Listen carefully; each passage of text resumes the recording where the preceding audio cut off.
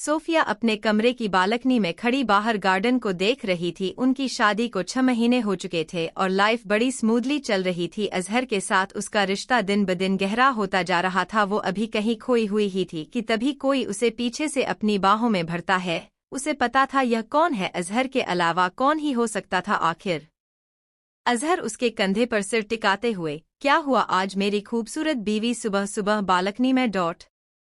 Sophia उसकी तरफ पलटते हुए मुस्कुराकर, जी डॉट आज मन था ताज़ा हवा में सांस लेने का डॉट, आप उठ गए डॉट। अजहर उसे बाहों में भरते हुए, अब जब तुम बगल में नहीं थी तो नींद कैसे आती डॉट।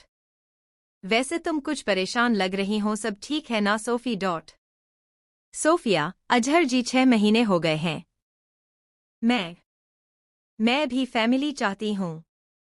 मुझे बच्चे बहुत पसंद हैं, पर अभी तक कुछ नहीं हुआ। अगर इन फ्यूचर बच्चे नहीं हुए तो डॉट। कहते कहते उसकी आंखें नम हो गई थी। यह देखकर अजहर उसका चेहरा थामते हुए कहता है, सोफी मेरी जान तुम ज्यादा सोच रही हो, अभी सिर्फ 6 महीने हुए हैं शादी को, इट विल टेक टाइम, और देखना हमारे बहुत प्यारे प्यारे बच्चे होंगे।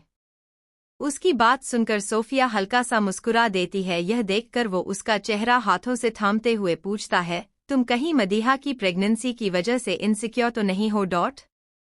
सोफिया ना में सिर हिलाते हुए, नहीं डॉट ऐसा नहीं है, मैं बहुत खुश हूँ उसके और भाई के लिए, पर मुझे बस अजीब सा फील हो रहा है।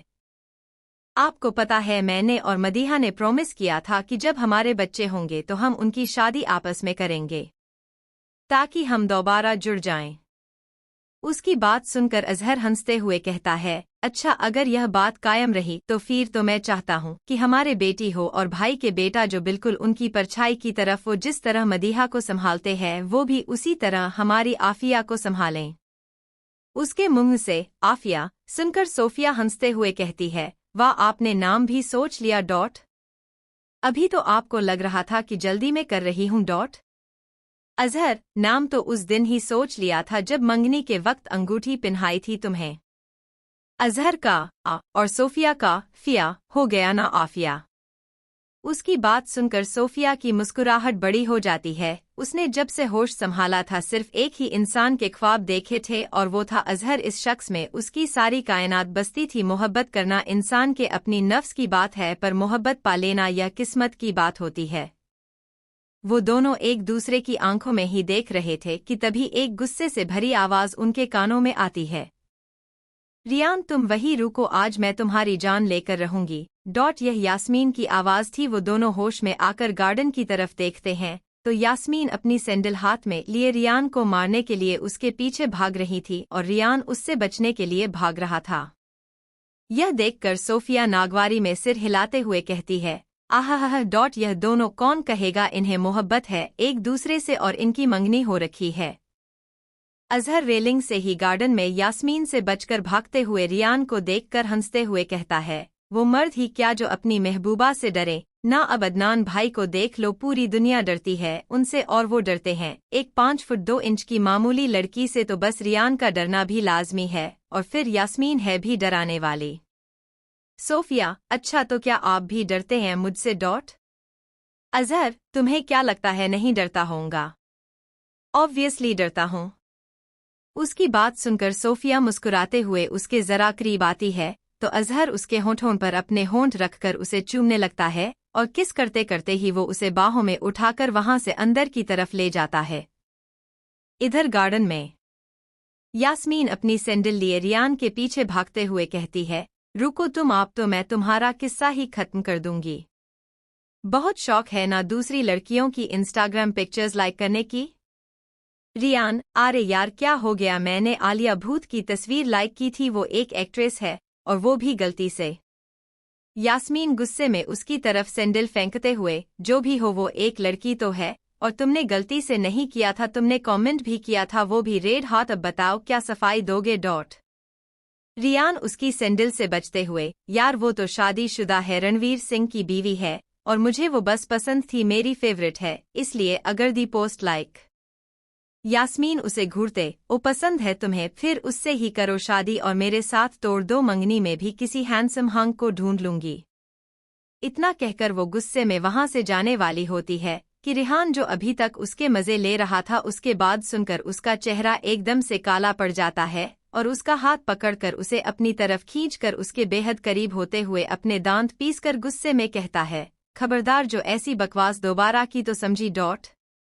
यास्मीन इस बार सहम गई थी। यह सच था कि वो भी उससे डरती थी पर अपने जज्बातों को संभालना जानती थी। उसे पता था रियान बहुत मस्त मौला किस्म का इंसान है पर जब उसे गुस्सा आता है तो वो अदनान से कम भी नहीं था।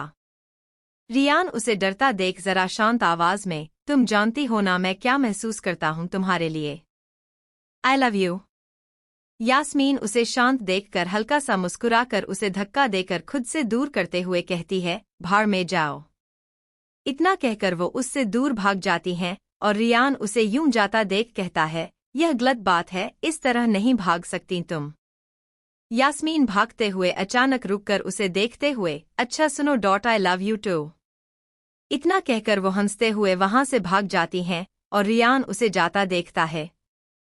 इधर अंदर हॉल में नाश्ते के बाद सब यही बैठे थे। शिफा जी मदीहा को फल काट कर खिला रही थी और नाजिया जी उसे डांट रही थी। तभी सहीर जी अदनान की तरफ देखकर कुछ सोचते हुए कहते हैं, अदनान जैद का कॉल आया था, वो बता रहा था कि किसी क्लाइंट के साथ बहुत इंपॉर्टेंट मीटिंग है और तुम जा नहीं रहे हो, उसके लिए अकेला सब कुछ संभालना मुश्किल हो जाएगा। सिर्फ एक ही दिन की तो बात है, तुम्हें जाना चाहिए। अदनान, नहीं अब्बू, मैं कपकेक को कहीं छोड़कर नहीं जाऊंगा, उसे जरूरत पड़ सकती है मेरी।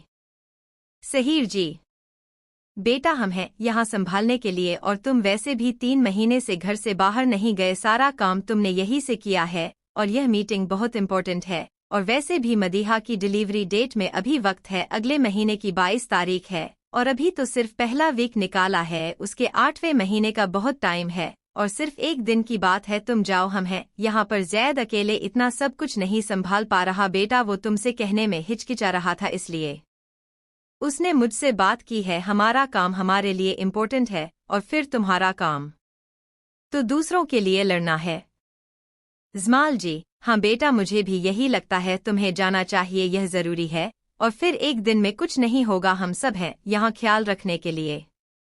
उनकी बात सुनकर अदनान मदीहा को देखता जो उसे ही देख रही थी और उसे अपनी तरफ देखता देख मदीहा मुस्कुराते हुए कहती है, सब बिल्कुल ठीक कह रहे हैं और वैसे भी आपके बिना मैं ज्यादा ठीक रहूंगी, आप तो मुझे इतना रोक टोक करते रहते हैं, कम से कम एक ही दिन सही पर मैं सुकून से जी तो पाऊंगी, आपको जाना चाहिए। उसकी बात सुनकर अदनान उसे घूरकर देखता है, फिर एक गहरी सांस लेकर कहता है, ठीक है मैं जाऊंगा पर आप लोग मेरी कपकेक का ख्याल रखिएगा। नाजिया जी, हाँ अदनान तुम फिक्र मत करो, हम हैं यहाँ।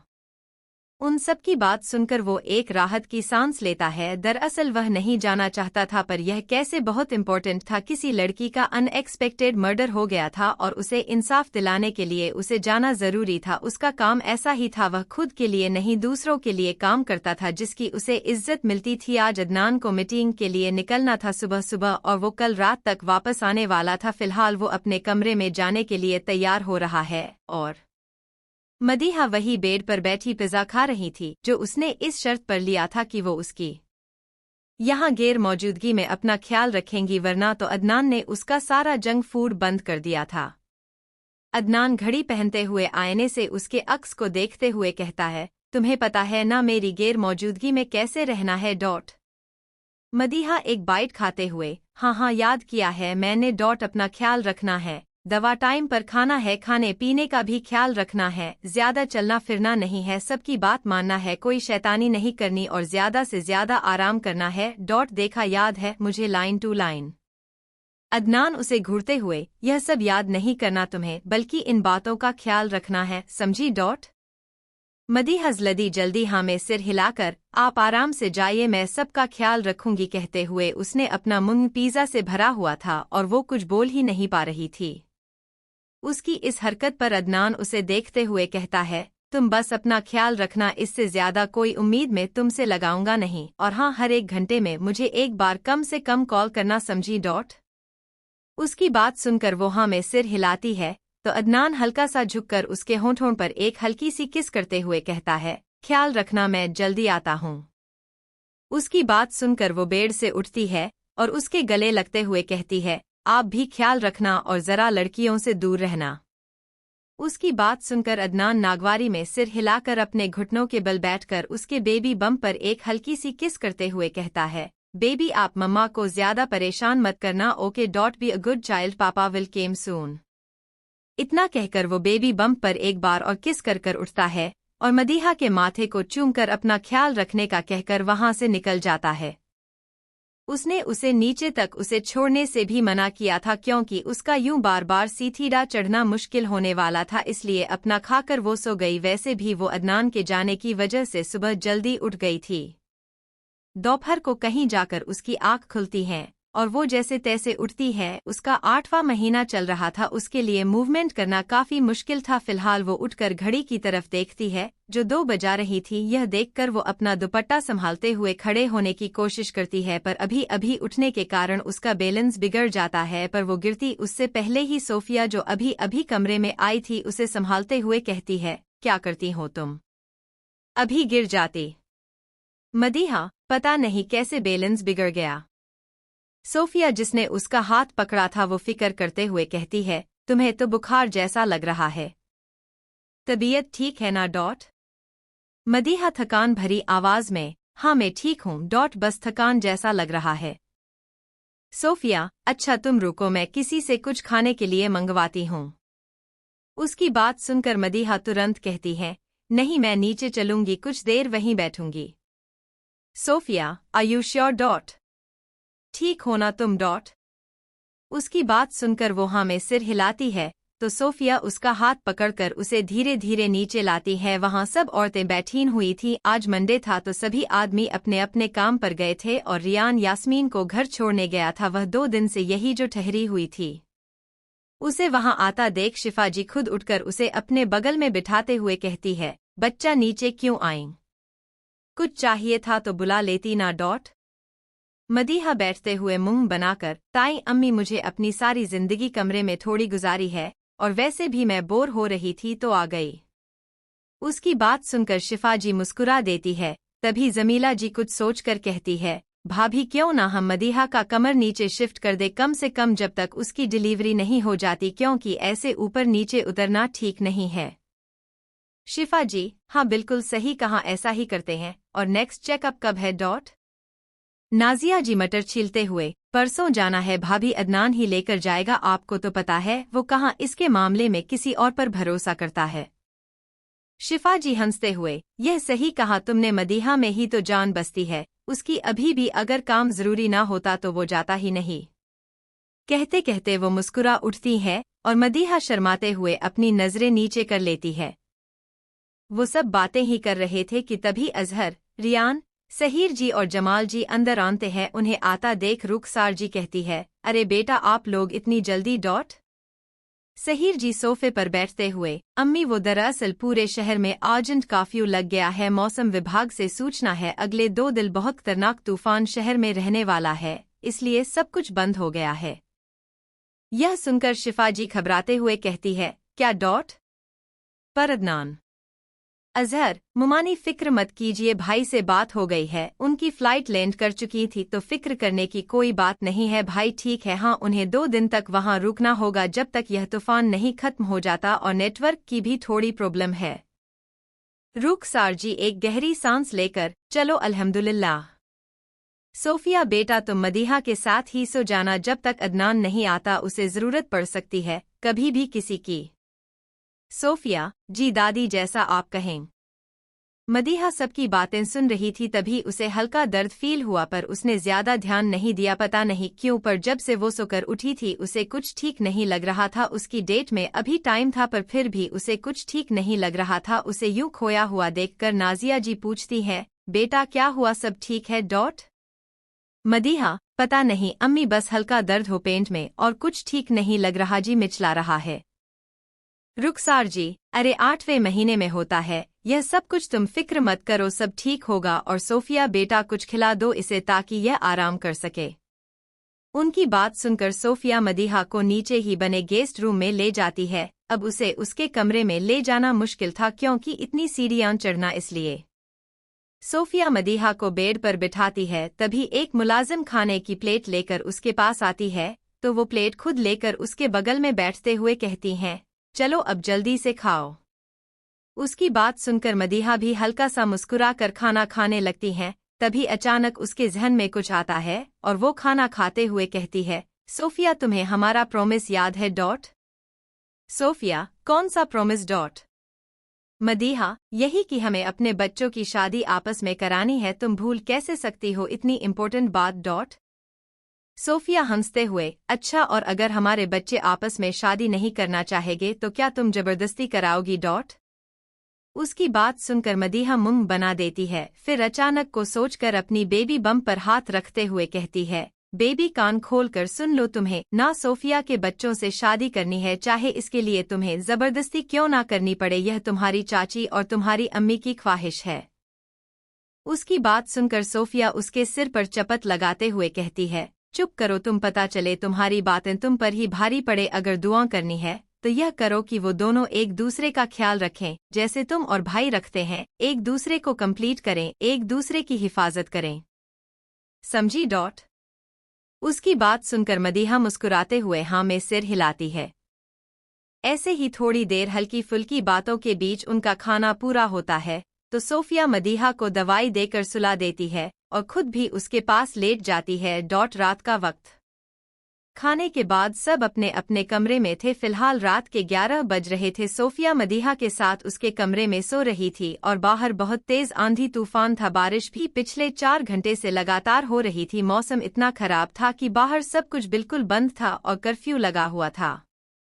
मदीहा गहरी नींद में सो ही रही थी। अचानक उसके चेहरे पर बेचैनी के भाव आने लगे और उसके माथे पर बल पड़ने लगे और उसे तेज दर्द अपने पेट में महसूस हुआ और एक कराह के साथ उसकी आंख खुली। उसे अपने पेट में बहुत तेज दर्द हो रहा था। वो अभी थोड़ी संभली ही थी कि एक बार और उसे दर्द हुआ और इस बार एक जोर की आह है उसके मुंह से निकली, जिसकी आवाज सुनकर सोफिया, जिसकी नींद कच्ची थी, वो एकदम से उठी और जैसे ही उसकी नजर मदीहा पर जाती है वो घबराते हुए उसे संभालते हुए कहती है, क्या हुआ मदीहा। मदीहा दर्द में अपने मेट पर हाथ रखकर, आह दर्द हुआ है डॉट, ऐसा लग रहा है जैसे कुछ बाहर आ रहा हो डॉट, अदनान जी डॉट को बुला दो। कहते कहते वो रोने लगी थी। उसके एक्सप्रेशन से साफ पता चल रहा था कि उसे बहुत दर्द हो रहा होगा। सोफिया उसे समझाते हुए, भाई नहीं है यहाँ, तुम रुको, मैं अम्मी को बुलाकर लाती हूँ। मदीहा दर्द में तड़पते हुए, नहीं तुम कहीं नहीं जाओगी, मुझे बहुत दर्द हो रहा है। सोफिया, आह है, कुछ करो, मैं मरने वाली हूँ क्या डॉट। सोफिया उसे डांटते हुए, तुम चुप रहो जरा, कुछ नहीं होगा, हम अभी तुम्हें हॉस्पिटल लेकर जाएंगे, तुम चुप रहो, तब तक मैं अम्मी को बुलाकर लाती हूँ। इतना कहकर वो बिना कुछ सुने सीधा शिफा जी के कमरे की तरफ भागती है और उनके कमरे के पास पहुंचकर घबराते हुए बार बार दरवाजा घटघटाते हुए कहती है, अम्मी अब्बू दरवाजा खोलिए अम्मी।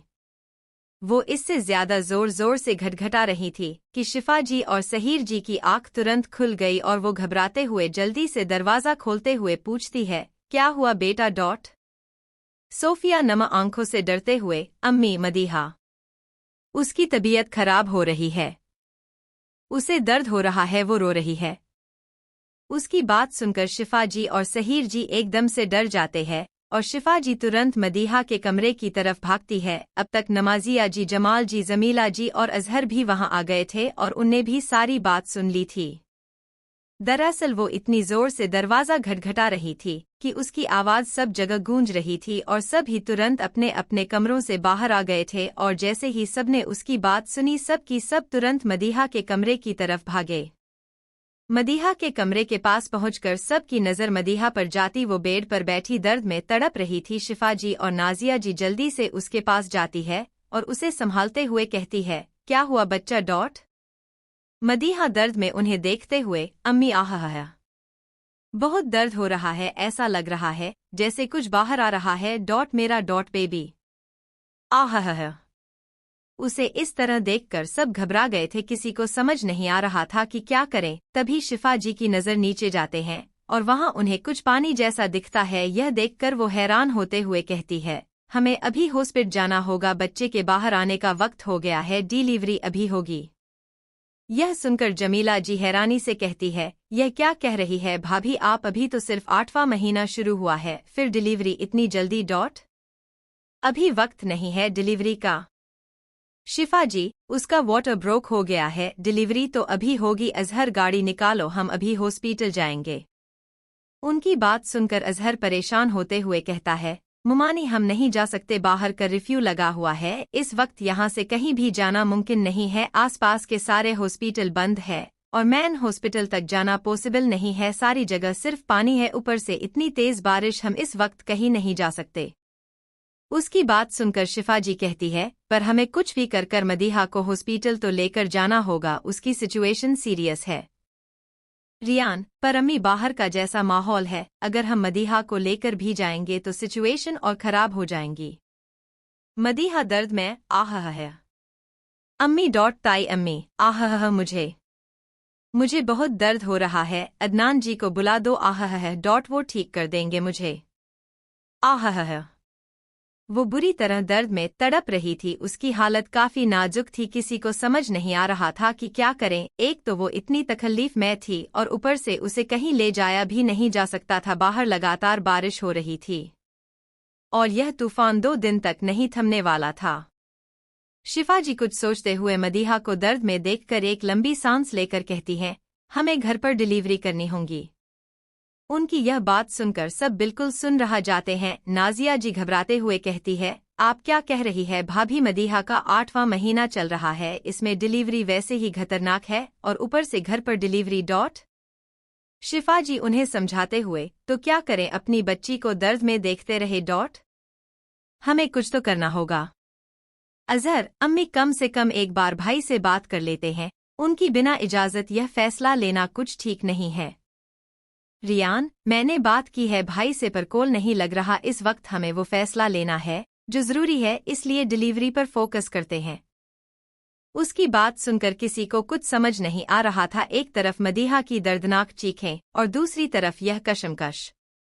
इधर अदनान लखनऊ पहुंच गया था, उसकी मीटिंग कल की थी, फिलहाल वो कमरे में फ्रेश होकर बैठा था, तभी अचानक से उसे कुछ बेचैनी होने लगती है। वो आंखें बंद करता है तो उसके चेहरे के सामने मदीहा का चेहरा आ जाता है और उसकी बेचैनी और बढ़ जाती है। वो तुरंत आंखें खोलकर फोन उठाता है और तुरंत मदीहा को कॉल करता है, पर नेटवर्क इशू के कारण कॉल लग ही नहीं रहा था। वो एक के बाद एक सभी घरवालों को कॉल कर रहा है, पर किसी का भी फोन नहीं लगा और ना ही घर पर किसी ने फोन उठाया। अब उसकी बेचैनी और बढ़ रही थी। वो कुछ सोचते जैद को कॉल करता है तो उधर से जैद फोन उठाकर कहता है, हेलो सर। अदनान सख्त आवाज में, घर पर फोन क्यों नहीं लग रहा? जैद डरते हुए, सर वो दरअसल दिल्ली में तूफान आया है, बहुत खतरनाक, लगातार बारिश हो रही है, इसलिए कर्फ्यू लगा हुआ है और नेटवर्क इशू है। उसकी बात सुनकर अदनान गुस्से में कहता है, और तुम मुझे यह कब बताने वाले थे? हम अभी के अभी वापस जा रहे हैं। जैद, हम नहीं जा सकते सर, सारे रास्ते बंद हैं। अदनान गुस्से में चीखते हुए, मुझे नहीं पता, मुझे वापस जाना है, मेरी बीवी शायद मुसीबत में है, तुम्हें नहीं आना तो मत आओ, बस गाड़ी तैयार रखो, समझे? जैद उसे समझाते हुए, पर सर यह मुमकिन नहीं है, सारे रास्ते बंद हैं, हम नहीं जा सकते बाय रोड। अदनान गुस्से में, ठीक है तो एरोप्लेन मंगाओ, मेरे असिस्टेंट होकर तुम इतना तो कर ही सकते हो, तो जाओ। उसकी आवाज इतनी तेज थी कि जैद बिना कुछ कहे सुने चुपचाप वहां से चला जाता है। इधर अदनान की बेचैनी लगातार बढ़ रही थी, उसे कुछ समझ नहीं आ रहा था कि वो क्या करे। बार बार उसके जहन में मदीहा का ख्याल आ रहा था। वो अपनी सांसों को कंट्रोल करते हुए खुद से कहती है, कपकेक तुम बस ठीक हो, मुझे तुम्हें छोड़कर नहीं आना चाहिए था, पर एक बार मैं तुम तक पहुंच जाऊं, सब ठीक हो जाएगा। उसकी फिक्र मदीहा के लिए बढ़ती जा रही थी, पर वो किसी तरह वो खुद को कंट्रोल कर रहा था। एक चोपर सिद्दीकी हवेली की छत पर आकर रुकता है और अदनान उसमें से बाहर आता है। पीछे जैद भी था जिसके हाथ में एक छाता था, पर अदनान के पास शायद इतना सब्र नहीं था कि वो रुक सकता। वो तेजी से बारिश में भीगते हुए ही नीचे की तरफ दौड़ता है। वो इतनी तेज भाग रहा था कि जैद के लिए भी उसकी स्पीड मैच करना मुश्किल हो रहा था। उसकी वाइट शर्ट पूरी तरह भीग कर उससे चिपक गई थी, पर उसे किसी चीज की फिक्र नहीं थी सिवाय एक के।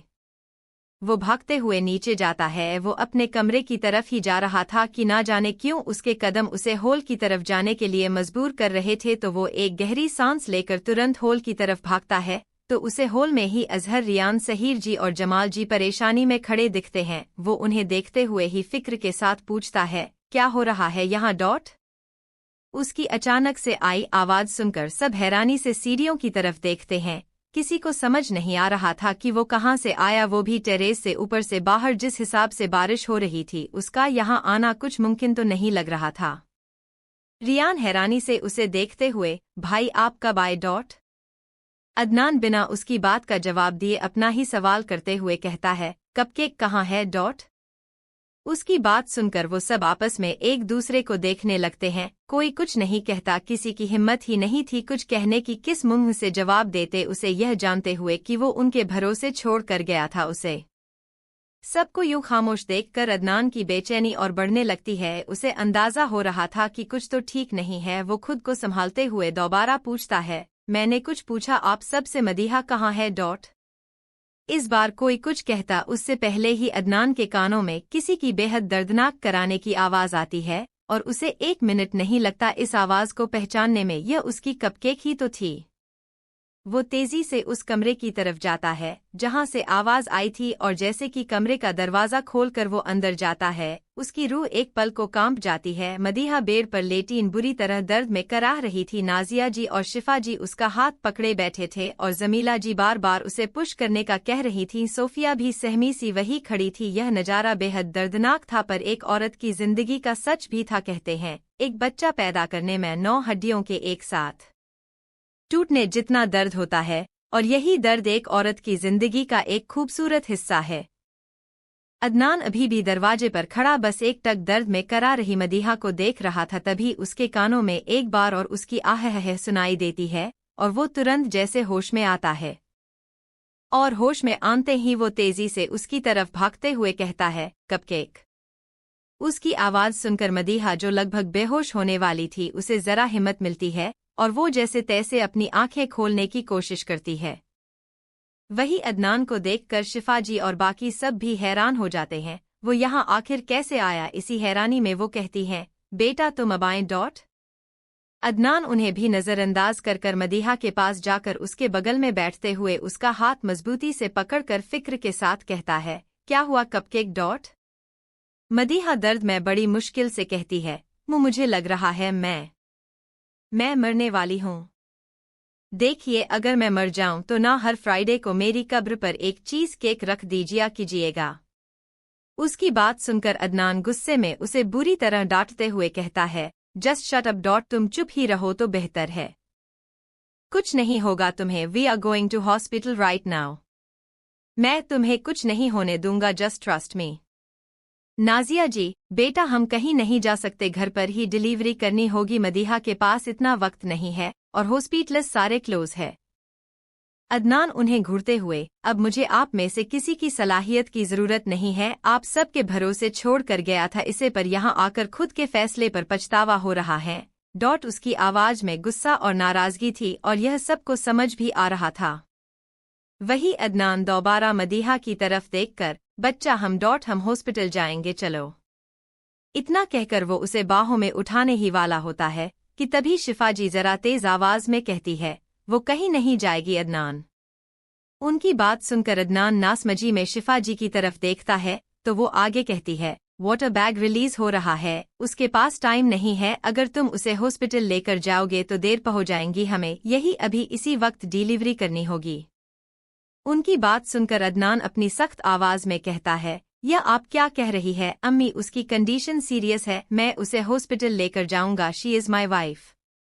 इतना कहकर वो दोबारा मदीहा को उठाने वाला होता है। तभी शिफा जी उसकी हाथ कसकर पकड़ते हुए कहती है, and she is my daughter. इस मामले में तुम्हारी जिद काम नहीं आएगी अदनान। 3 बच्चे इस दुनिया में लाई हूँ मैं, इसलिए मेरी बात मानो, हमें करने दो जो करना है। ऐसा ना हो तुम्हारी जिद में तुम कुछ खो दो। उनकी आवाज बेहद सीरियस थी। वो एक मोहब्बत करने वाली खातून थी। उन्हें सीरियस देखना मां गुस्से में देखना काफी रेयर होता था, पर आज ऐसा हो रहा था।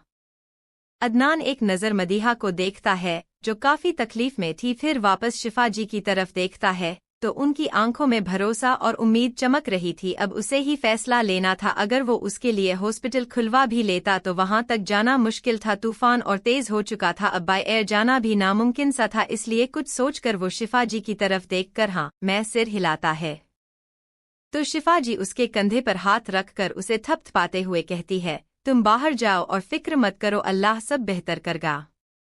अदनान उनका हाथ हटाते हुए, नहीं मैं कहीं जाऊंगा। शिफा जी, अदनान बात को समझो, तुम्हारी जिद से मदीहा को परेशानी हो रही है, इसलिए जाओ बच्चा मैं हूं ना। उनकी बात सुनकर अदनान एक नज़र मदीहा की तरफ देखता है जो लंबी लंबी सांसें लेते हुए उसे देख रही थी। यह देखकर अदनान वापस अपनी अम्मी की तरफ देखकर कहता है, अम्मी प्लीज उसे और मेरे बच्चे को कुछ नहीं होना चाहिए। आप कहती है ना कि मैंने कभी आपसे कोई जिद नहीं की और ना कुछ मांगा, तो मैं आज आपसे मांग रहा हूँ। प्लीज अम्मी सेव हर, उसे कुछ हुआ तो मैं मर जाऊंगा, प्लीज। कहते कहते उसकी आंखें नम थी और आवाज लड़खड़ाने लगी थी।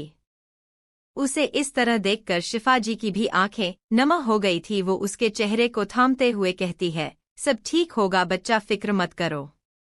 उनकी बात सुनकर वो एक नज़र मदीहा को देखकर हाँ मैं सिर हिलाता है, फिर कमरे से बाहर चला जाता है। वो जाना तो नहीं चाहता था पर वहां रुकने की भी हिम्मत नहीं थी। उसके कदम लड़खड़ा रहे थे, वो नहीं सुन पा रहा था उसकी चीखें।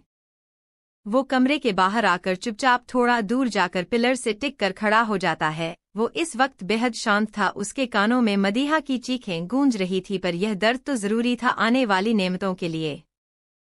सहीर जी दूर खड़े अपने बड़े बेटे को देख रहे थे। वो समझ सकते थे उसकी परेशानी को, उन्होंने भी इस वक्त का सामना किया था। वो अदनान के पास जाकर उसके बगल में खड़े होते हुए कहते हैं, तुम्हें पता है तुम भी इसी तरह घर पर हुए थे। डॉ ने कुछ और डेट दी थी और तुम किसी और डेट को गए थे। उस दिन भी इसी तरह तूफान था और हॉस्पिटल इतना दूर था कि मैं वहां तक पहुंच ही नहीं सका था। और आज इतिहास फिर खुद को दोहरा रहा है। फिक्र मत करो, सब ठीक होगा।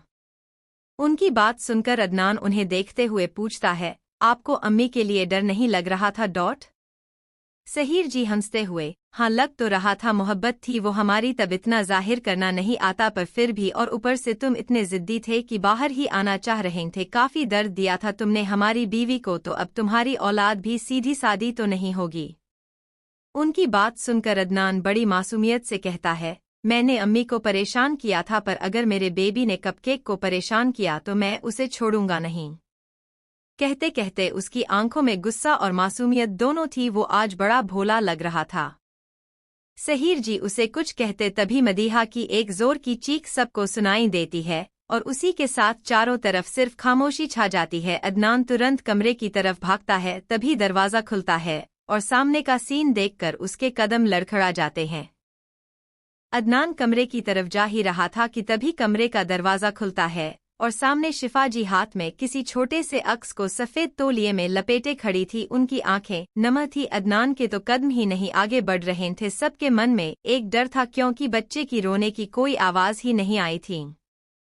अदनान डरते हुए अपने कदम पीछे लेने लगता है और शिफा जी एक एक कर उसकी तरफ कदम बढ़ाती है और उसके पास पहुंचकर हल्का सा मुस्कुराकर कहती है, अपने बेटे को गोद में नहीं लोगे अदनान?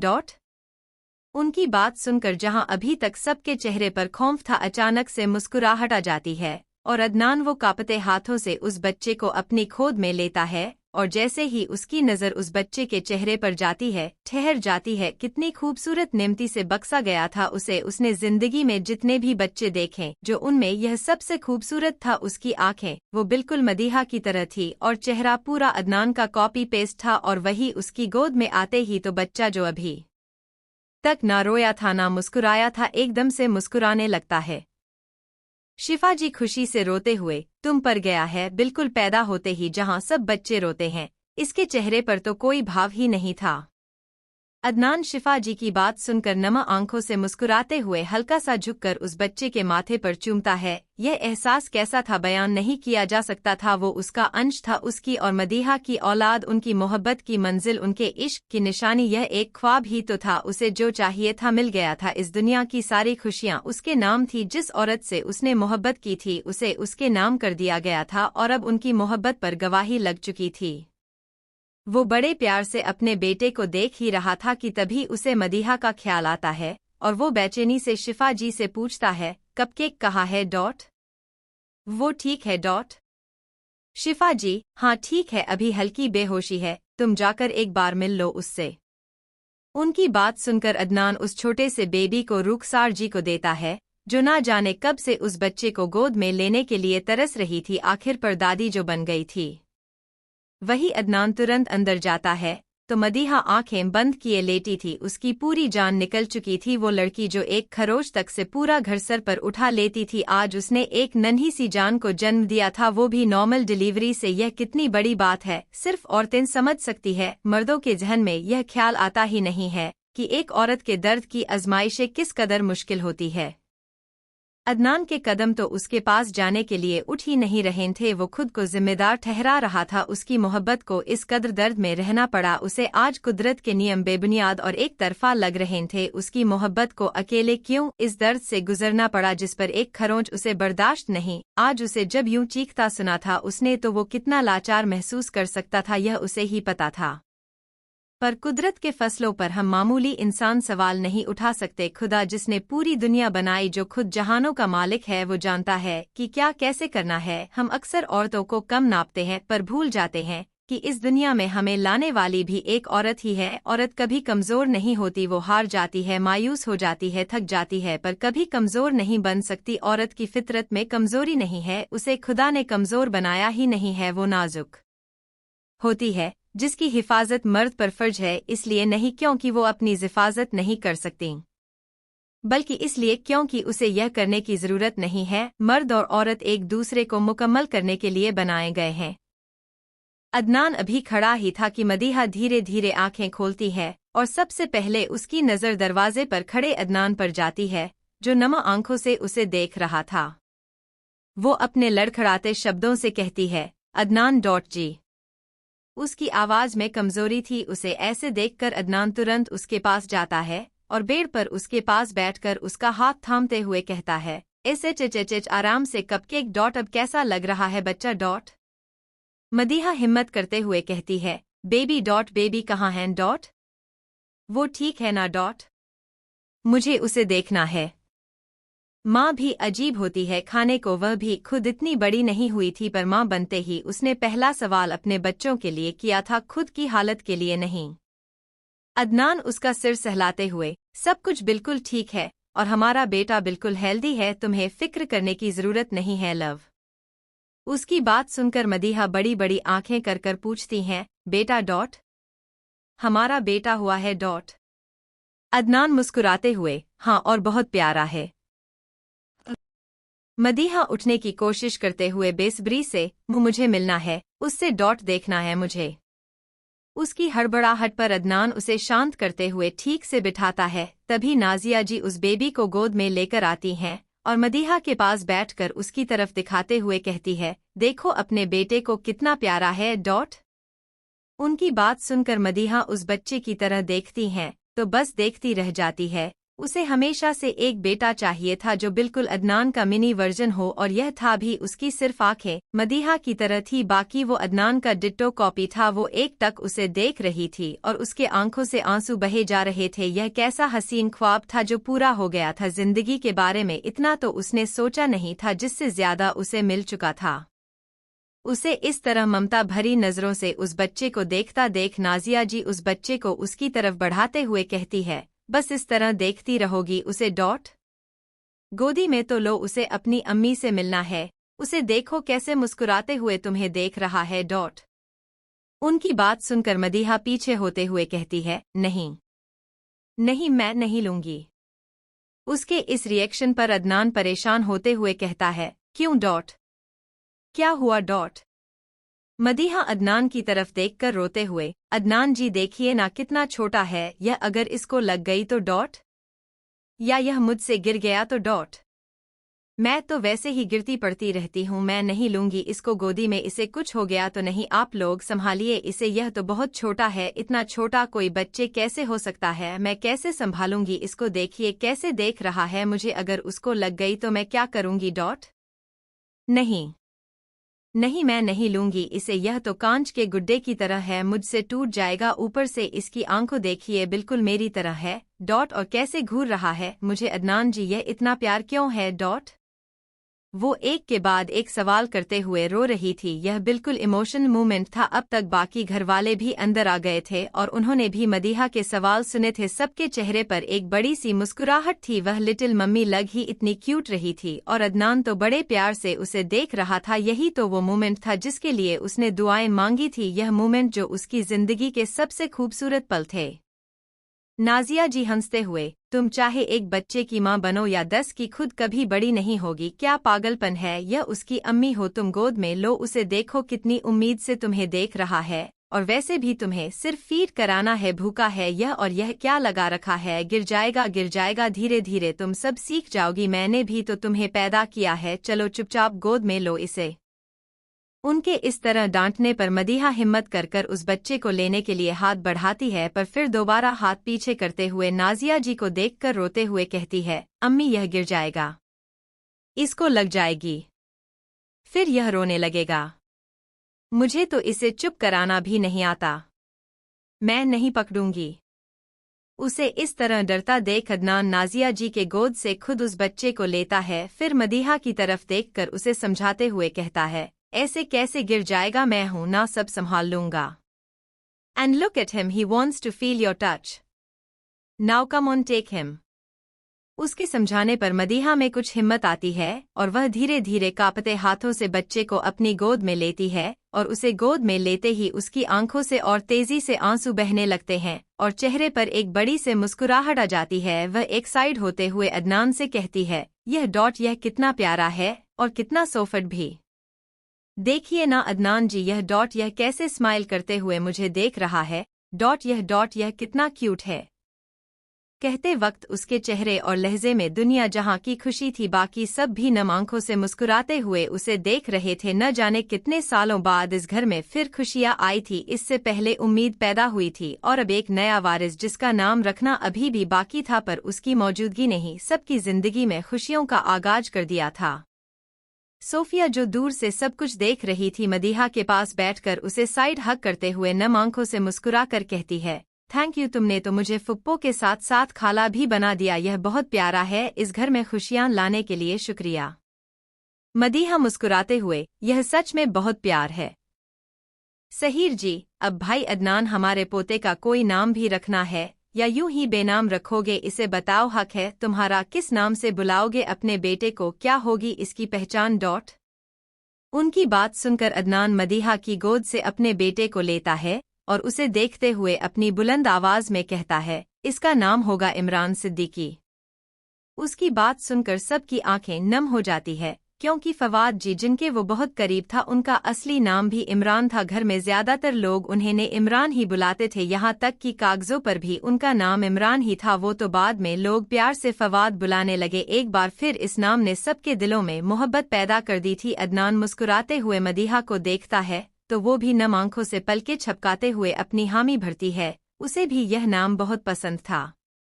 एक बार फिर खुशियों ने दस्तक दी थी, एक नए मेहमान के साथ।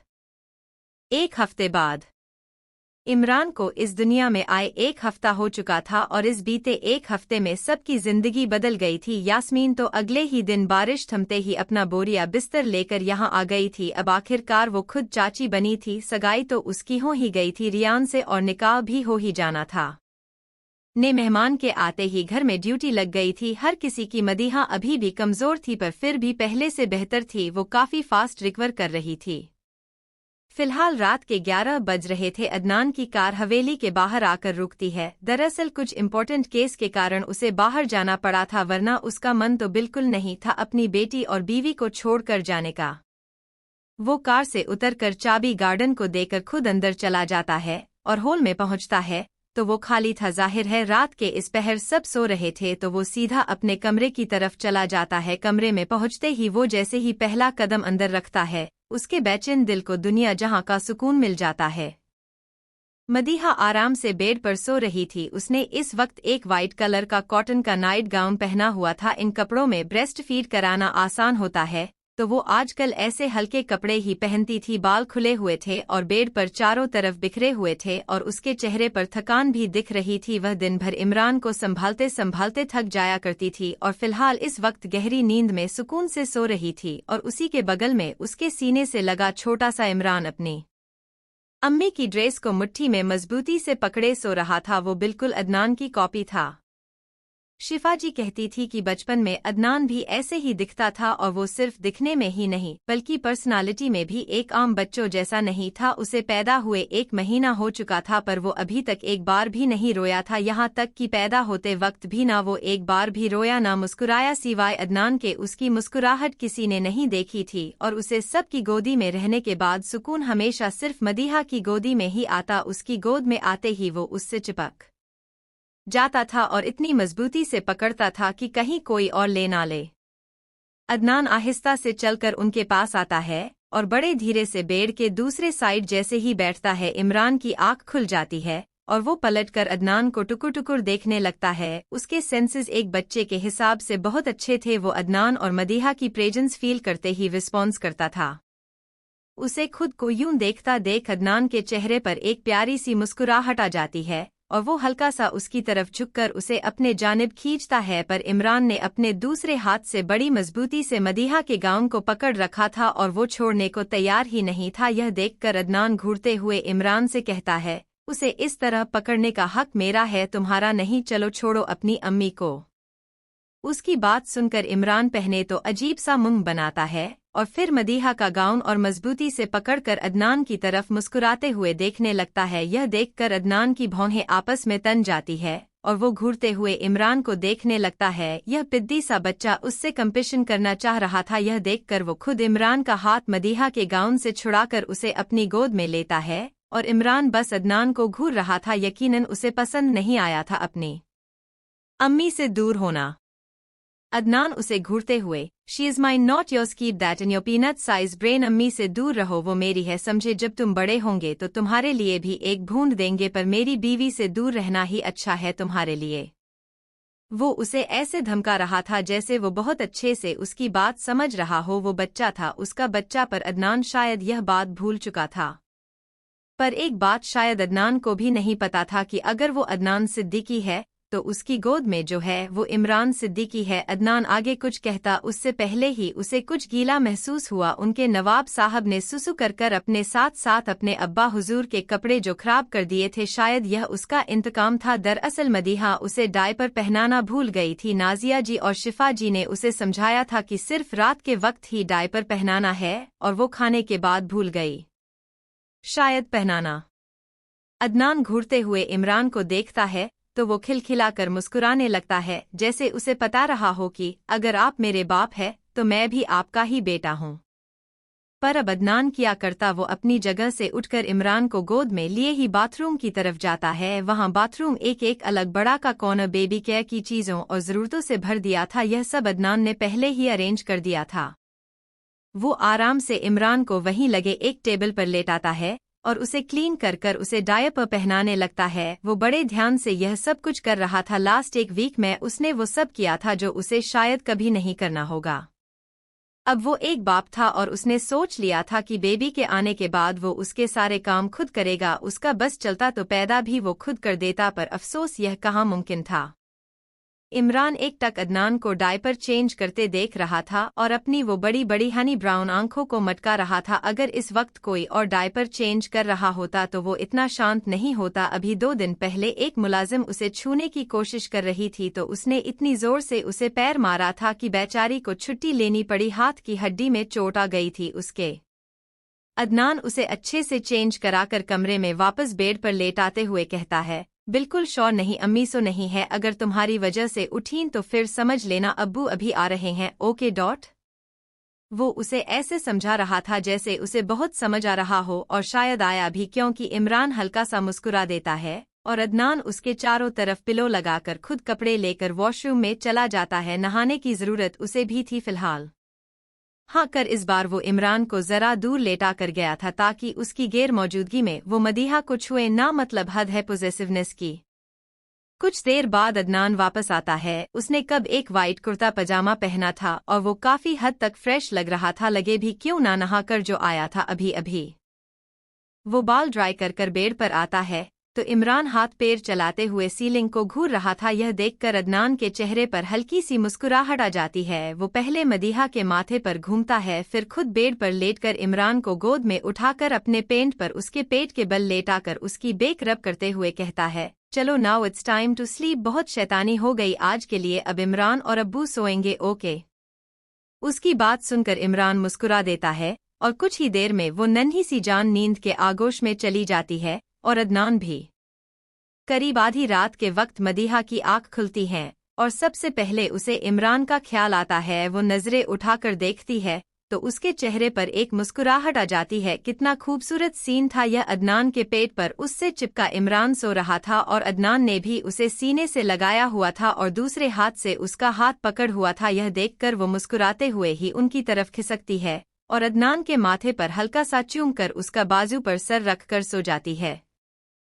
कितना खूबसूरत था यह सब।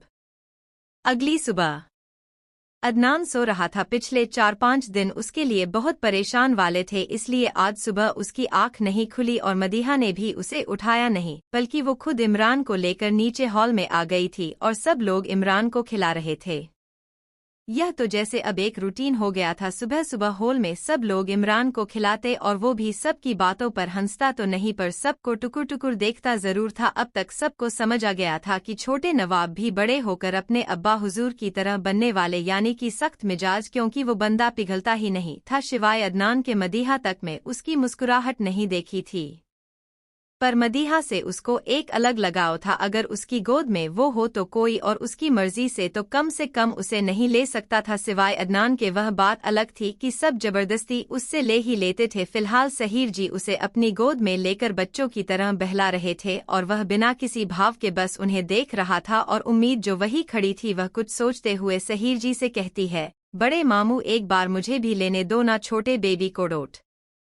उसकी बात सुनकर सहीर जी कुछ कहती उससे पहले ही जमीला जी वहां आकर उसके सिर पर एक चपत लगाते हुए उसे डांट कर कहती है, नहीं बिल्कुल नहीं, तुम नहीं संभाल पाओगी और अगर गिर गया तो कोई जरूरत नहीं लेने की, बल्कि उसे बैठ कर खिलाया करो। जब वह किसी और की गोद में हो तो अभी भाई जान की गोद में है ना, ऐसे ही खिलाओ।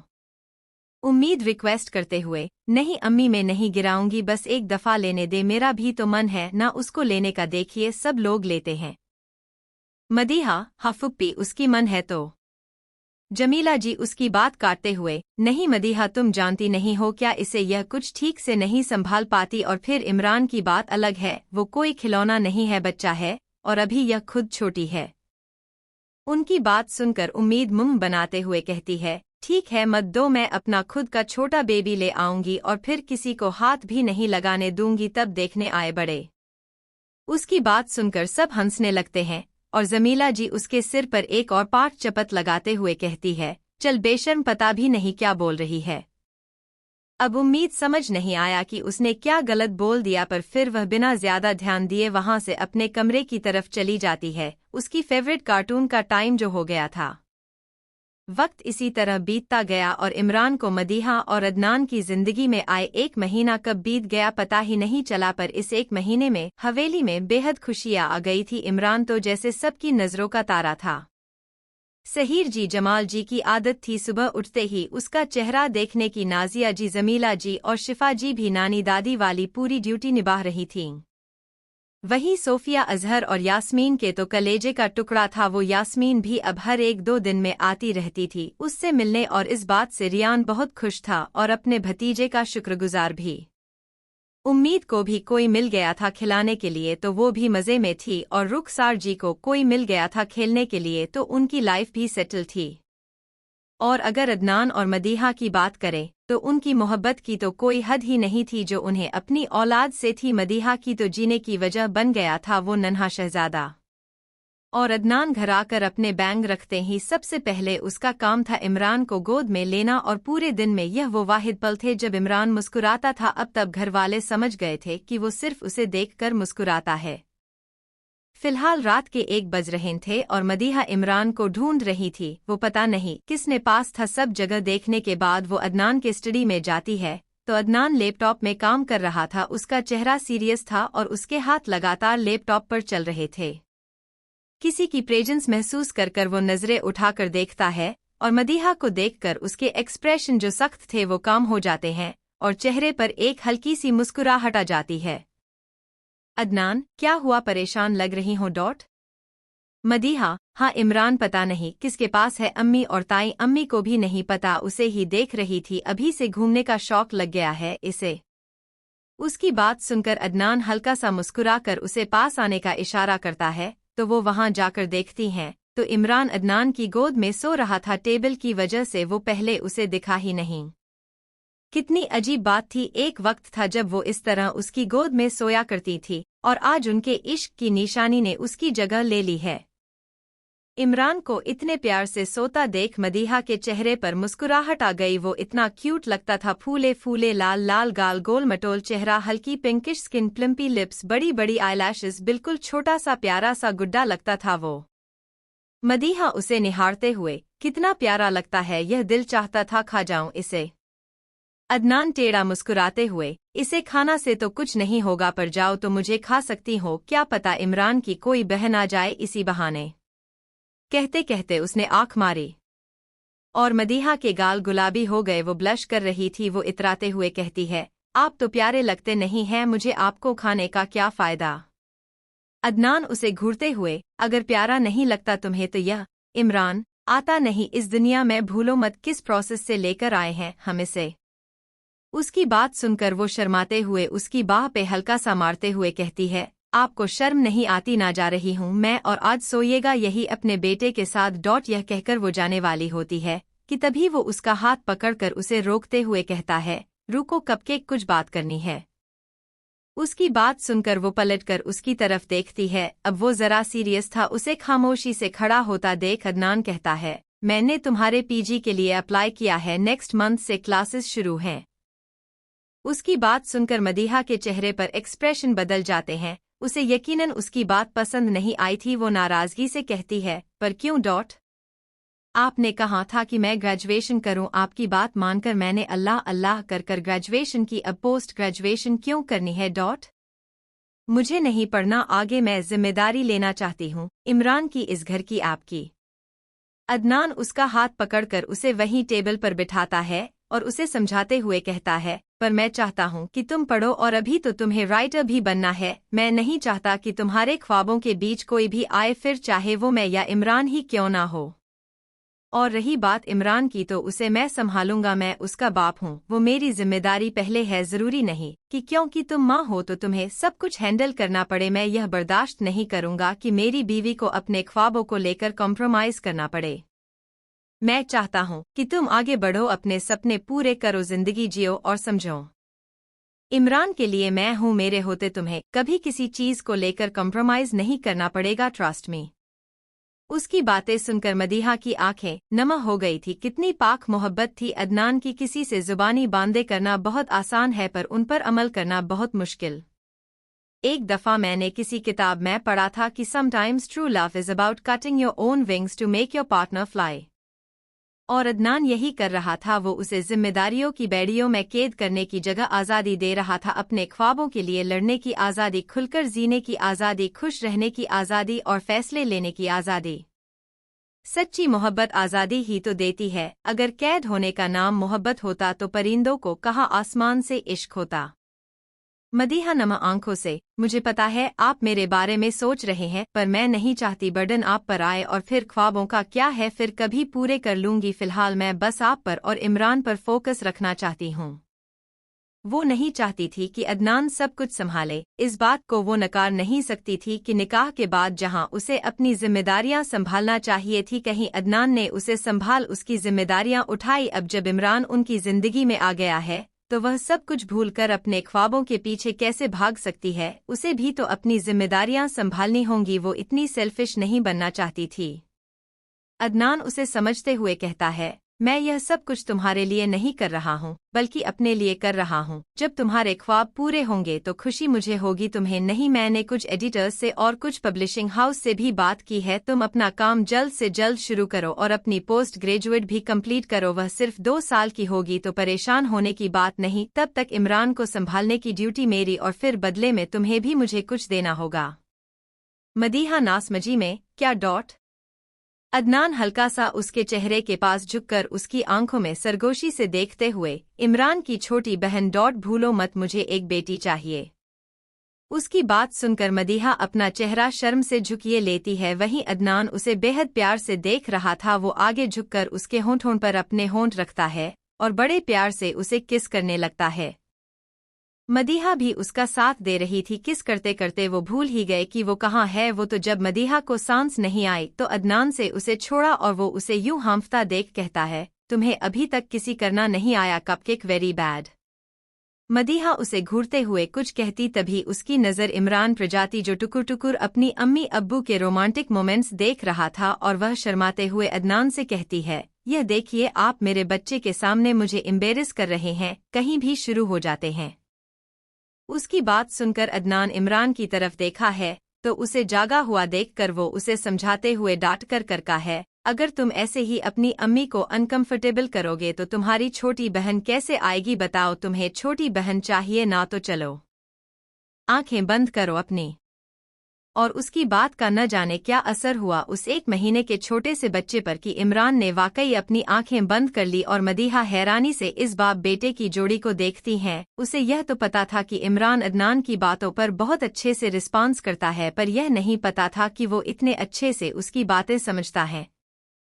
मदीहा, क्या क्या बातें सिखा रहे हैं आप मेरे बेटे को। मुझे लगता है मुझे इसे आपसे दूर रखना चाहिए, वरना आप इसे अभी से बिगाड़ देंगे।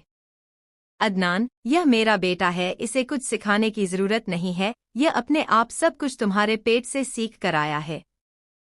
उसकी बात सुनकर मदीहा मुंह बनाते हुए अपनी जगह से उठकर कहती है, बातें हो गई हो तो चले सोने, रात के 1:30 बज रहे हैं। अदनान अपनी जगह से उठते हुए, जो हुकुम माय लॉर्ड। उसकी बात सुनकर मदीहा हंसते हुए वहां से चली जाती है और अदनान भी उसके पीछे पीछे जाता है। वक्त इसी तरह बीतता गया और इमरान को मदीहा और अदनान की जिंदगी में आए 1 महीना कब बीत गया पता ही नहीं चला। पर इस 1 महीने में हवेली में बेहद खुशियां आ गई थी। इमरान तो जैसे सबकी नजरों का तारा था। सहर जी, जमाल जी की आदत थी सुबह उठते ही उसका चेहरा देखने की। नाजिया जी, जमीला जी और शिफा जी भी नानी दादी वाली पूरी ड्यूटी निभा रही थीं। वहीं सोफिया, अजहर और यास्मीन के तो कलेजे का टुकड़ा था। वो यास्मीन भी अब हर 1-2 दिन में आती रहती थी उससे मिलने, और इस बात से रियान बहुत खुश था और अपने भतीजे का शुक्रगुजार भी।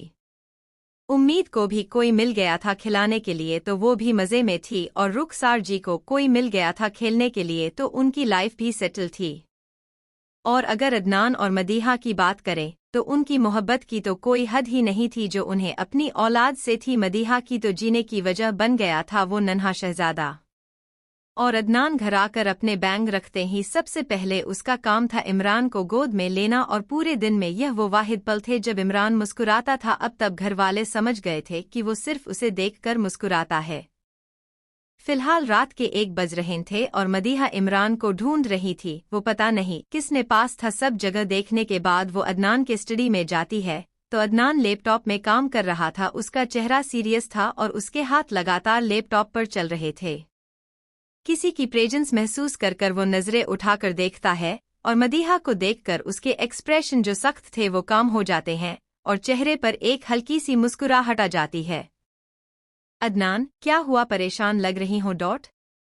मदीहा, हाँ इमरान, पता नहीं किसके पास है, अम्मी और ताई अम्मी को भी नहीं पता, उसे ही देख रही थी, अभी से घूमने का शौक लग गया है इसे।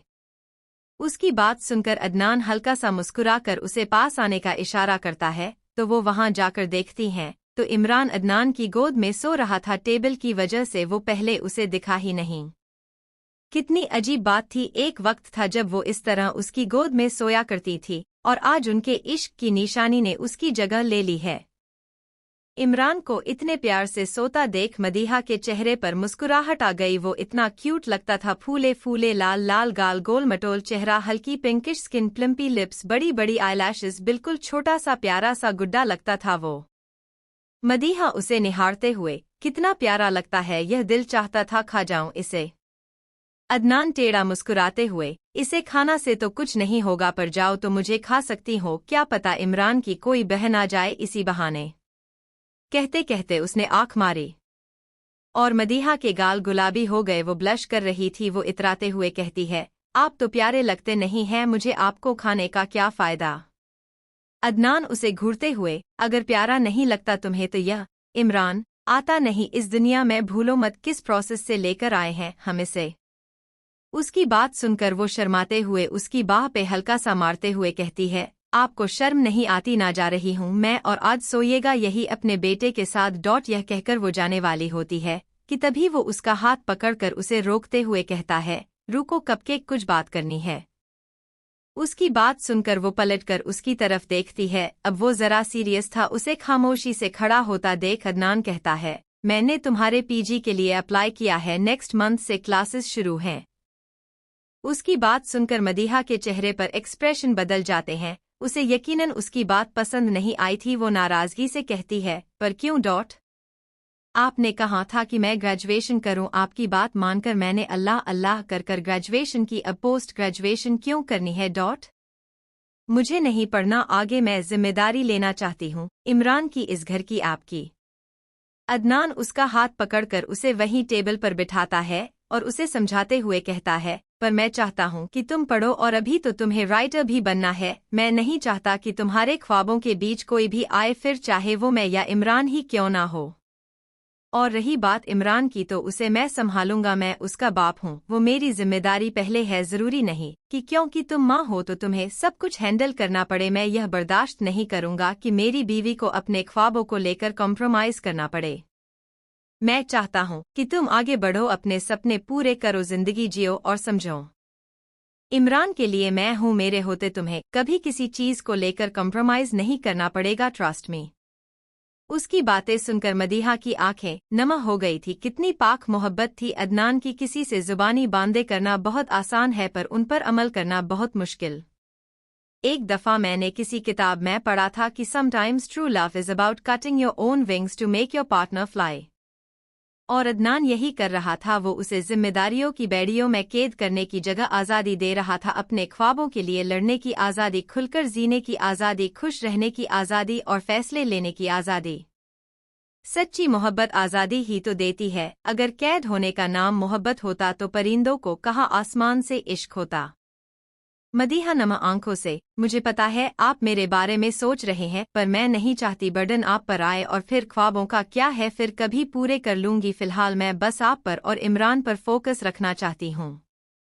वो नहीं चाहती थी कि अदनान सब कुछ संभाले। इस बात को वो नकार नहीं सकती थी कि निकाह के बाद जहां उसे अपनी जिम्मेदारियां संभालना चाहिए थी, कहीं अदनान ने उसे संभाल उसकी जिम्मेदारियां उठाई। अब जब इमरान उनकी जिंदगी में आ गया है तो वह सब कुछ भूलकर अपने ख्वाबों के पीछे कैसे भाग सकती है। उसे भी तो अपनी जिम्मेदारियां संभालनी होंगी। वो इतनी सेल्फिश नहीं बनना चाहती थी।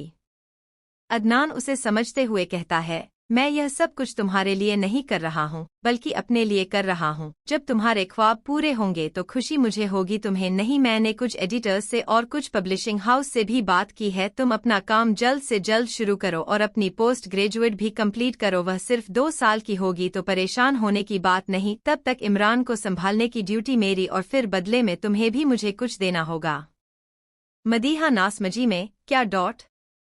अदनान हल्का सा उसके चेहरे के पास झुककर उसकी आंखों में सरगोशी से देखते हुए, इमरान की छोटी बहन। भूलो मत, मुझे एक बेटी चाहिए।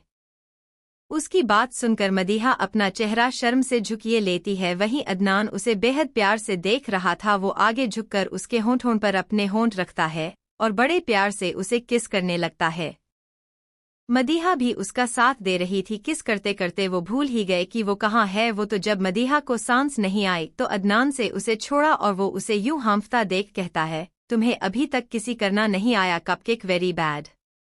मदीहा उसे घूरते हुए कुछ कहती तभी उसकी नज़र इमरान पर जाती जो टुकुर टुकुर अपनी अम्मी अब्बू के रोमांटिक मोमेंट्स देख रहा था और वह शर्माते हुए अदनान से कहती है, यह देखिए आप मेरे बच्चे के सामने मुझे एम्बेरस कर रहे हैं, कहीं भी शुरू हो जाते हैं। उसकी बात सुनकर अदनान इमरान की तरफ देखा है तो उसे जागा हुआ देखकर वो उसे समझाते हुए डांट कर कहा है, अगर तुम ऐसे ही अपनी अम्मी को अनकंफर्टेबल करोगे तो तुम्हारी छोटी बहन कैसे आएगी बताओ, तुम्हें छोटी बहन चाहिए ना। तो चलो सब बातों में लगे थे और इमरान क्रॉल करते करते सीढ़ियां चढ़कर ऊपर जाने लगता है और कुछ ही वक्त में वो ऊपर की सीढ़ी पर पहुंच गया था। तभी सोफिया के साथ अंदर आ रही उसकी नज़र जैसे ही इमरान पर जाती है वो जोर से चीखती है, इमरान। उसकी आवाज़ सुनकर सबका ध्यान इमरान पर जाता है और सब हैरानी से अपनी अपनी जगह खड़े हो जाते हैं और सीढ़ियों की तरफ घबराते हुए बढ़ने लगते हैं। पर तभी इमरान का पैर फिसलता है और वो गिरने ही वाला होता है कि तभी कोई उसे पकड़ लेता है। यह अदनान था। दरअसल जब मदीहा चीखी थी तब अदनान अपने कमरे की तरफ ही जा रहा था, पर उसकी चीख सुनकर तुरंत वो सीढ़ियों की तरफ आता है और जैसे ही उसकी नज़र इमरान पर जाती है एक पल को तो उसका भी दिल बैठ जाता है, पर वो तुरंत उसकी तरफ बढ़ता है और उसे गिरने से पहले ही थाम लेता है। यह देखकर सबको जरा सुकून मिलता है। सब बुरी तरह डर गए थे यह सोचकर भी कि इमरान अगर सीढ़ियों से गिर जाता तो क्या होता। वह 1-2 सीढ़ियां नहीं थी बल्कि 25-30 सीढ़ियां थी। मदीहा तो जोर जोर से रोने लगी थी और अदनान उसका चेहरा गुस्से में काला पड़ा हुआ था। वो नीचे आता है तो मदीहा तुरंत उसके पास जाकर उसकी गोद से इमरान को लेकर उसे अच्छे से चेक करती हैं। फिर जब उसे यकीन हो जाता है कि इमरान को कुछ नहीं हुआ तो वह उसके पूरे चेहरे को चूमते हुए रोते हुए बेहद डरी हुई आवाज में कहती है, मेरा बच्चा शुक्र है कुछ नहीं हुआ मेरी जान को। कहते हुए वो उसे सीने से लगा लेती है। उसका एक माँ का दिल था, वो इस वक्त कितना डरी हुई थी यह वही जानती थी। इधर अदनान गुस्से में सबको घूरते हुए कहता है, क्या कर रहे थे आप सब जो इमरान सीढ़ियों तक पहुंच गया और आप लोगों को खबर तक नहीं हुई। मेरे बेटे की जिम्मेदारी आप पर थी। सब उसके गुस्से को समझ रहे थे जो जायज भी था। शिफा जी किसी तरह माहौल को संभालते हुए कहती है, बेटा वो बस सबका ध्यान ठीक तैयारियों में था, पता ही नहीं चला कि इमरान कब सीढ़ियों तक पहुंच गया। अदनान सख्ती से उन्हें घूरते हुए, और इसी तरह मेरा बेटा गिर जाता तो भी कोई बड़ी बात नहीं होती आप सबके लिए अम्मी। आप लोगों से मुझे इस चीज की उम्मीद नहीं थी। How can you all be so careless. Sahir ji बेटा हमें पता है हमसे गलती हो गई पर वाकई ध्यान नहीं गया, पता नहीं कैसे। अदनान एक गहरी सांस लेकर मदीहा की गोद से इमरान को लेता है और सबको देखते हुए कहता है, अब किसी को जिम्मेदारी लेने की जरूरत नहीं है, मैं संभाल लूंगा अपने बेटे को। इतना कहकर वो वहां से चला जाता है। घर वाले उसकी नाराजगी से परेशान हो रहे थे और सबको यूं देखकर मदीहा अपने आंसू साफ करते हुए कहती है, आप लोग फिक्र मत कीजिए मैं बात कर आती हूं। इतना कहकर वो वहां से चली जाती है और सब उसे उम्मीद से जाते हुए देखते हैं। वो कमरे में पहुंचती है तो अदनान खिड़की की तरह उसकी तरफ पीठ करें खड़ा था और इमरान अपने झूले में लेटा हुआ था। वो उसकी हालत समझती थी, अपनी औलाद को ऐसे देखना एक बाप के लिए कैसा होता था वो समझती थी।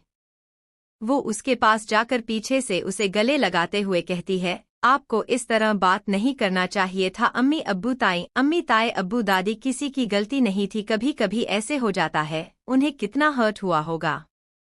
उसकी बात सुनकर अदनान उसकी तरफ पलटता है और मदीहा की नज़र जैसे ही उसके चेहरे पर जाता है वो हैरानी से पूछती है, आप रो रहे हैं? हाँ, उसकी आंखों में आंसू थे और कुछ आंसू गालों तक भी आ गए थे।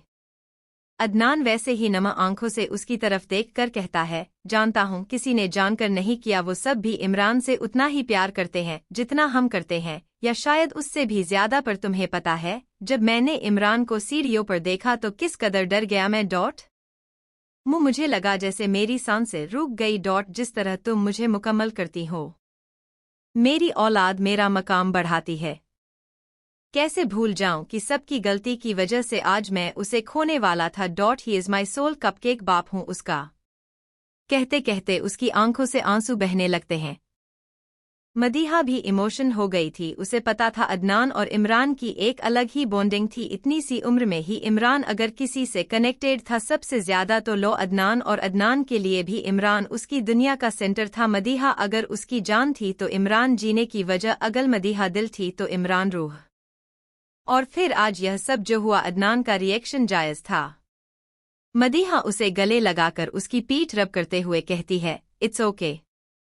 मुझे पता है कि आप क्या पर फील कर रहे हैं, पर एक बार सोचिए जरा, अगर जिस तरह आज आपने ताया अब्बू से बात की, कल को बड़े होकर इमरान आपसे बात करेगा तो आपको बुरा लगेगा। जाहिर है लगेगा। जिस तरह आज आप इमरान के लिए प्रोटेक्टिव हो रहे हैं वो भी आपके लिए प्रोटेक्टिव है, और आपसे ज्यादा इमरान के लिए। पर हम इंसान हैं, गलतियां हो जाती है हमसे, इसलिए चलिए चलकर सबको सॉरी बोला दीजिए। उसने बेहद प्यार से उसे समझाते हुए कहा, और उसकी बात अदनान को समझ आई। वो भी हाँ में सिर हिलाता है और वो दोनों झूले के पास आते हैं। अब इमरान को भी तो नीचे लेकर जाता था। इधर इमरान बार बार कुछ बड़बड़ा रहा था, वो कुछ बोलने की कोशिश कर रहा था। अदनान को देखकर वो फिर बड़बड़ाने लगता है, अब बबब अब्बा अब्बू। उसके मुंह से बाबा सुनकर अदनान हैरानी से मदीहा को देखकर कहता है, तो तुमने देखा? देखा इसने अब्बू कहा? यह सपना नहीं है। इसने मुझे पहचाना। देखा इसने मुझे? अब्बू कहा? मेरा बच्चा मुझे जानता है। उसकी बात सुनकर मदीहा भी हाँ में सिर हिलाती है, और अदनान तुरंत इमरान को गोद में लेकर कहता है, बच्चा दोबारा बुलाओ अब्बू को। उसकी बात जैसे इमरान ने समझी, वो मुस्कुराते हुए दोबारा कहता है, अब अब्बू, और कहकर उसके गले लग जाता है। अदनान इस कदर इमोशन हो गया था कि उसकी आंखों से आंसू बहने लगे थे। यह एहसास कितना खूबसूरत था, कहाँ नहीं जा सकता था। मदीहा उन बाप बेटे की जोड़ी को देखकर अपने आंसू पोंछते हुए कहती है, हद है, कहाँ बच्चे सबसे पहला शब्द माँ बोलते हैं, और इसके मुझे से अब्बू निकला है। आप दोनों ने तो मुझे ही साइड लाइन कर दिया। इतना कहकर वो मुस्कुरा देती है, और उसकी बात सुनकर अदनान और इमरान भी मुस्कुराते हैं। हालांकि इमरान को पता नहीं था कि वह क्यों मुस्कुरा रहा था। इस वक्त वह तीनों एक हैप्पी फैमिली थे। अब भाई इमरान ने अब्बू तो कह दिया, देखते हैं अम्मी कब कहता है। आज यास्मीन और रियान का निकाह था और सभी लोग थोड़ी देर में यास्मीन के घर के लिए निकलने वाले थे। पर पहले तो निकाह यहीं होना था, पर फिर यास्मीन के अब्बू ने अपनी ख्वाहिश बताई कि वो अपनी बेटी को अपनी दहलीज से विदा करना चाहते हैं। फिर क्या बेटी के बाप की बात तो सराखों पर रखी जाती है, और सब तुरंत मान गए। सब लोग लगभग तैयार हो चुके थे। यास्मीन लास्ट मोमेंट चीजों का ख्याल रख रही थी। नाजिया जी और शिफा जी गिफ्ट्स रखवा रही थी। आज बहुत बड़ा था। रियान, जिसने खूबसूरत सी सफेद शेरवानी पहनी थी, वो सोफे पर बैठा बेसब्री से जाने का इंतजार कर रहा था। तभी अदनान इमरान को गोद में लिए नीचे आता है। आज उसने एक क्रीम कलर का कुर्ता पजामा पहन रखा था और उस पर वाइट कलर की बास्केट जैकेट, हाथों में गोल्डन कलर की महंगी घड़ी, पैरों में सफेद जूती, बालों को अच्छे से सेट किया हुआ था और काला चश्मा। क्या गजब लग रहा था आज वो।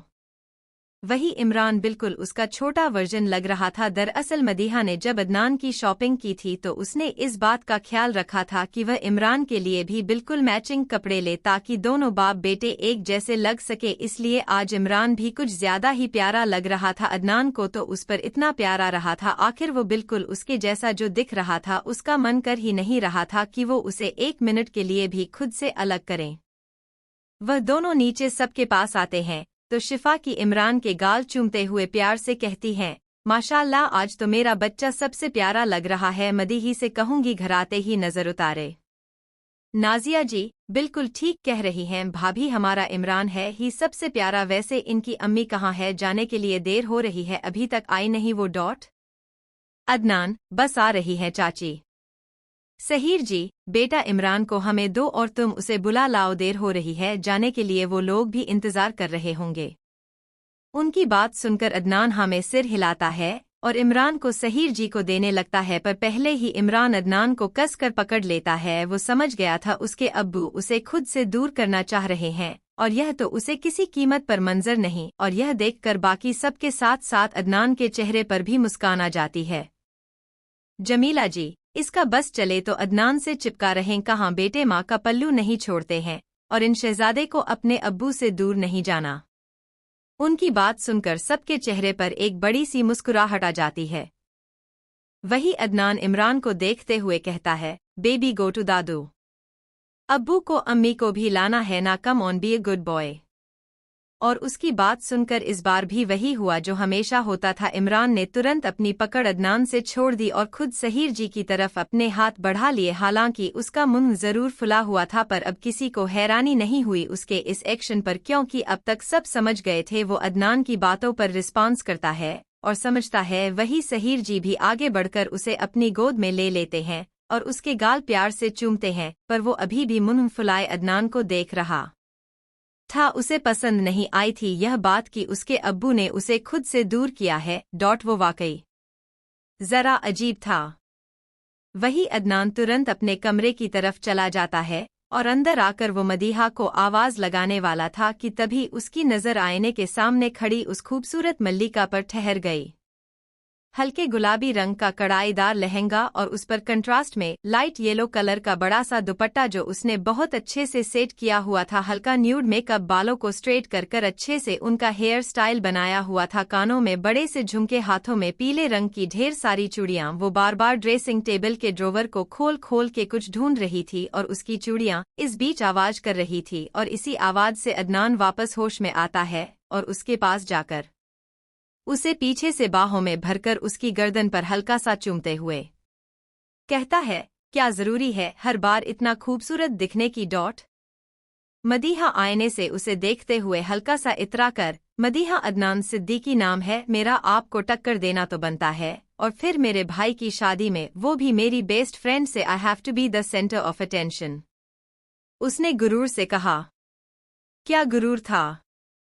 क्या रोब था? यकीनन यह गुरूर उस पर ही अच्छा लगता था। अदनान उसे अपनी तरफ घुमाकर उसका माथा चूमते हुए, you are the centre of my universe cupcake. उसकी बात सुनकर मदीहा के गाल लाल हो जाते हैं और वो शर्म से अपनी आंखें झुका लेती है। वहीं उसकी इस अदा पर अदनान उसके होठों की तरफ बढ़ता है। तभी मदीहा को अचानक कुछ याद आता है और वो उसे धक्का देते हुए कहती है, या अल्लाह, मेरे इयररिंग्स ढूंढना है मुझे। हटिए, आप अलग डिस्ट्रैक्ट करने आ गए हैं, यहाँ मेरे इयररिंग्स नहीं मिल रहे हैं। इतना कहकर वो फिर दोबारा ड्रॉअर्स को खोलना बंद करना शुरू कर देती है। इधर अदनान नागवारी में सिर हिलाता है और उसे देखता है, फिर खुद आगे बढ़कर वही ड्रेसिंग टेबल के पास रखे एक बॉक्स को खोलकर उसमें से उसके इयररिंग निकालकर उसे देते हुए कहता है, कभी चीजें खुद ठीक से रखो तो मिले तुम्हें। उसकी बात सुनकर वो उसे घूरती है, पर जैसे ही उसकी नज़र उसके हाथ में रखी ईयररिंग पर जाती है, वो खुश होते हुए जल्दी से उसके हाथ से ईयररिंग लेकर पहनते हुए कहती है, हाँ तो आप है ना उसके लिए। इतना कहकर वो मुस्कुराते हुए उसे देखती हैं और कमरे से बाहर निकल जाती है और अदनान भी उसके पीछे पीछे जाता है। वो दोनों नीचे आते हैं तो शिफा जी मदीहा को देखकर कहती है, बहुत प्यारी लग रही हो बच्चा। उनकी बात सुनकर मदीहा मुस्कुरा देती है। वहीं अदनान की नज़र सीधा इमरान पर जाती है जो अभी भी मुंह फुलाए उसे ही देख रहा था। यह देखकर वो मुस्कुराते हुए आगे बढ़कर उसे गोद में ले लेता है और ऐसा होते ही इमरान के चेहरे पर मुस्कुराहट आ जाती है और बाकी सब भी मुस्कुराने लगते हैं। फिर सब बाहर की तरफ जाते हैं। सहर जी, शिफा जी, रुखसार जी और जमीला जी एक कार से जाने वाले थे। दूसरी कार में नाजिया जी, जमाल जी, उम्मीद और रियान थे। तीसरी कार में अजहर और सोफिया थे और अदनान, मदीहा और इमरान अपनी कार में थे। साथ में एक कार में कुछ गार्ड। सारी की सारी कार यास्मीन के घर की तरफ जाने के लिए निकल चुकी थीं।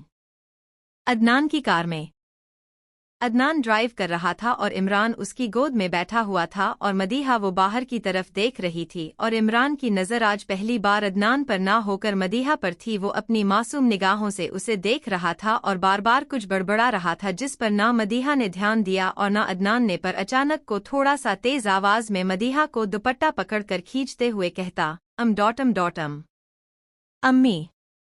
उसने एकदम से यह बोला था और मदीहा और अदनान दोनों में से किसी को जैसे यकीन ही नहीं हुआ। अदनान ने तो जैसे एक झटके के साथ कार का ब्रेक लगाकर कार रोकी। वो दोनों ही इमरान को हैरानी से देखा रहे थे। मदीहा आगे बढ़कर इमरान को गोद में लेती है और उसे देखते हुए पूछती है, बच्चा क्या बोला आपने, दोबारा बोलो। अब तक अदनान भी अपने फ़ोन का कैमरा ऑन कर उन्हें रिकॉर्ड करना शुरू कर चुका था। जब इमरान ने पहली बार अब्बू बोला था तब वो उस मोमेंट को रिकॉर्ड नहीं कर पाया था, इस पहली फीलिंग को रिकॉर्ड नहीं कर पाया था और इसका अफसोस उसे बहुत था, इसलिए इस बार वो यह चांस मिस नहीं करना चाहता था मदीहा के लिए। वही इमरान मदीहा को टुकुर टुकुर देखते हुए कहता है, अम अब्बू। उसके मुंह से अब्बू सुनकर मदीहा जो अभी तक एक्साइटेड होकर उसे देख रही थी, अचानक उसके चेहरे पर मायूसी आ गई और वो मायूस होते हुए कहती है, मैंने सोचा भी कैसे कि यह मुझे बुलाएगा। यह कहते हुए वो वापस इमरान को अदनान को देती है। यह कहना गलत होगा कि वो इनसिक्योर नहीं है, क्योंकि इमरान का जो बॉन्ड अदनान के साथ था वो था ही इतना खूबसूरत कि वो भी इसकी ख्वाहिश रखती थी।